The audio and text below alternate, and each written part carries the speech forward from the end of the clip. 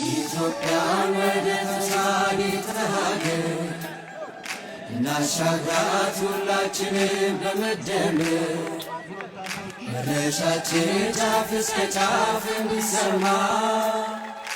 ለኩሰው ይቀጣጠል የድል ሻማ